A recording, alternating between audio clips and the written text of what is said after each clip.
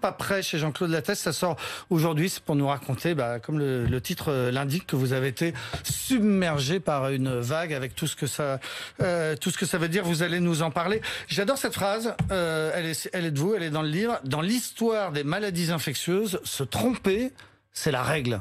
C'est-à-dire qu'on a tous fait, vous les médecins, nous les journalistes, beaucoup d'erreurs depuis le début. C'est ce que j'explique effectivement dans ce carnet de bord, c'est que on a appris en marchant, parfois en courant, et en courant derrière cette maladie, souvent, hélas, j'en aurais aimé courir devant. C'est vrai que c'est un accéléré des maladies émergentes. Alors, on peut pas faire le parallèle avec l'histoire du VIH parce que c'est sur 30 ans, parce que c'est différent, etc. Mais il y a des parallèles avec les maladies émergentes. Par définition, quand quelque chose émerge, on se trompe. Parce qu'on voit arriver quelque chose qui vient de loin, etc. Et on l'a vu dans le modèle de Covid. Comme je le raconte, on a regardé la Chine de loin, on a regardé l'Italie un peu de haut, et alors qu'on avait déjà les pieds dans l'eau.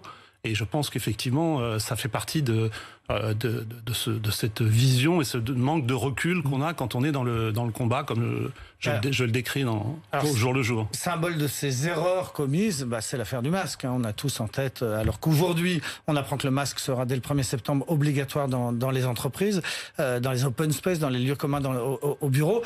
On se souvient tous des politiques qui nous expliquaient que c'était absolument pas nécessaire.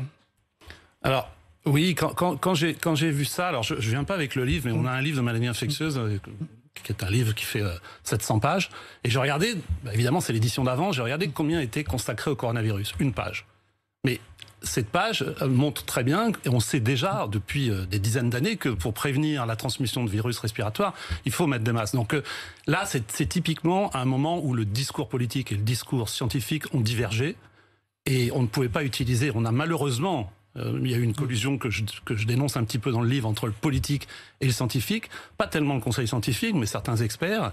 On ne pouvait pas utiliser la science pour justifier ce qui a été dit sur le masque et qui est effectivement dans tous les bêtisiers et qui est hallucinant et qui impacte sur la façon dont les gens perçoivent le masque et n'ont pas encore compris, ne sont pas prêts finalement à cette deuxième vague et à faire...